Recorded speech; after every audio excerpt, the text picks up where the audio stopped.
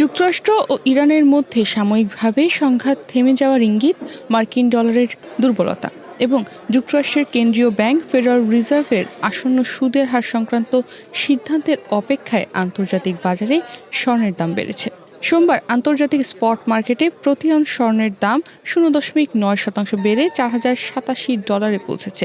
একই সময় যুক্তরাষ্ট্রের স্বর্ণ ফিউচার 0.5% বেড়ে দাঁড়িয়েছে $4,089। বিশ্ববাজারের এমন পরিবর্তনের কারণে দেশের বাজারে সোনার দাম বাড়িয়েছে বাংলাদেশ জুয়েলার্স অ্যাসোসিয়েশন বাজুস।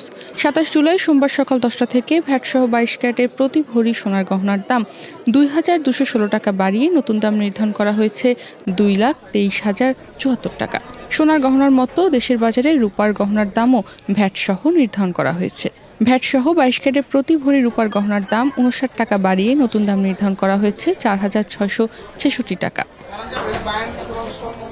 বিশ্লেষকদের মতে সোনার গহনার দাম বা স্বর্ণের দাম বৃদ্ধির পেছনে সবচেয়ে বড় প্রভাব এসেছে মার্কিন ডলারের দর কমে যাওয়ায়। ডলার সূচক প্রায় 0.3% কমে যাওয়ায় অন্যান্য দেশের বিনিয়োগকারীদের জন্য স্বর্ণ তুলনামূলকভাবে সস্তা হয়ে গেছে। ফলে আন্তর্জাতিক বাজারে স্বর্ণের চাহিদা বেড়েছে এবং দামও ঊর্ধ্বমুখী হয়েছে। নতুন মূল্য অনুযায়ী 27 জুলাই সোমবার সকাল 10টা থেকে ভ্যাটসহ 22 ক্যারেটে প্রতি ভরি সোনার গহনার দাম 2,216 টাকা বাড়িয়ে নতুন দাম নির্ধারণ করা হয়েছে 2,23,074 টাকা। 21 ক্যারেটের প্রতি ভরি সোনার গহনার দাম 2,100 টাকা বাড়িয়ে নতুন দাম নির্ধারণ করা হয়েছে 2,13,043 টাকা। এছাড়া 18 ক্যারেটের প্রতি ভরি সোনার গহনার দাম 1,750 টাকা বাড়িয়ে নতুন দাম নির্ধারণ করা হয়েছে 1,82,950 টাকা। আর সনাতন পদ্ধতির প্রতি ভরি সোনার গহনার দাম 1,458 টাকা বাড়িয়ে নতুন দাম নির্ধারণ করা হয়েছে 1,49,474 টাকা। এর আগে গত 24 জুলাই সকাল 10টা থেকে ভ্যাটসহ 22 ক্যারেটের প্রতি ভরি সোনার গহনার দাম 3,324 টাকা কমিয়ে নতুন দাম নির্ধারণ করা হয়েছিল 2,20,858 টাকা। এছাড়া 21 ক্যারেটের প্রতি ভরি সোনার গহনা আজ সকাল 9টা 59 পর্যন্ত 2,10,943 টাকায় বিক্রি হচ্ছিল। গত কয়েক বছর ধরে বলতে গেলে ধারাবাহিকভাবে বেড়েছে সোনার দাম। তবে 2026 সালের শুরুতে দেশের বাজারে 22 ক্যারেটের প্রতি ভরি সোনা 2,24,182 টাকায় বিক্রি শুরু হয়। 2026 সালের জানুয়ারি থেকে এই পর্যন্ত দেশের বাজারে মোট 95 বার সোনার দাম সমন্বয় করা হয়েছে। এর মধ্যে 48 বার দাম বাড়ানো হয়েছে এবং কমানো হয়েছে 47 বার। 27 জুলাই সোমবার সকালে সোনার নতুন দাম নির্ধারণ করে বিজ্ঞপ্তি দিয়েছে বাজুস। এতে বলা হয় স্থানীয় বাজারে তেজাবি স্বর্ণ বা পিওর গোল্ডের দাম কমেছে। এ কারণে সোনার দাম সমন্বয়ের সিদ্ধান্ত নিয়েছে বাজুস। বাজুসের বিজ্ঞপ্তিতে আরও জানানো হয়, পরবর্তী সিদ্ধান্ত না আসা পর্যন্ত দেশের সব জুয়েলারি দোকানে এই মূল্য কার্যকর থাকবে।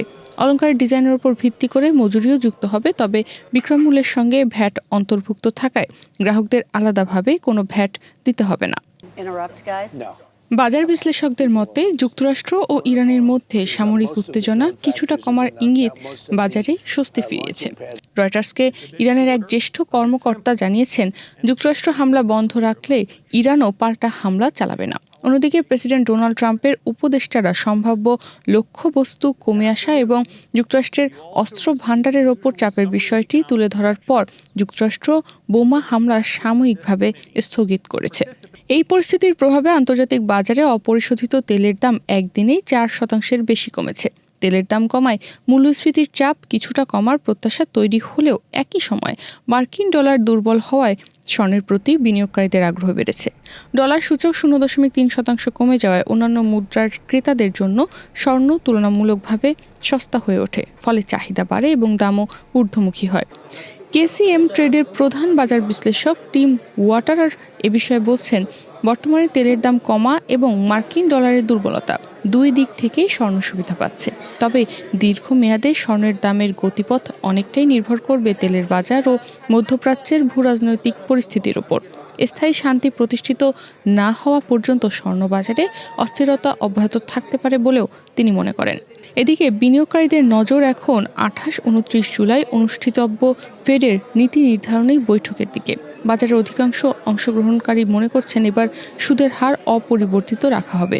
তবে সেপ্টেম্বরে সুদের হার বাড়ানোর সম্ভাবনাও এখনও শক্তিশালী রয়েছে। ফলে ফেডের সিদ্ধান্তের আগে বিনিয়োগকারীরা সতর্ক অবস্থান নিয়েছেন এবং নিরাপদ বিনিয়োগ হিসেবে স্বর্ণের চাহিদা বাড়াচ্ছে। শুধু স্বর্ণ নয়, অন্যান্য মূল্যবান ধাতুর বাজারেও ঊর্ধ্বমুখী প্রবণতা দেখা গেছে। আন্তর্জাতিক বাজারে রূপার দাম ১.৭%, প্লাটিনামের দাম ১.৫% এবং প্যালাডিয়ামের দাম ১.৬% বেড়েছে। এতে বোঝা যাচ্ছে বৈশ্বিক অনিশ্চয়তার মধ্যে মূল্যবান ধাতুর প্রতি বিনিয়োগকারীদের আগ্রহ এখনও শক্তিশালী হয়েছে।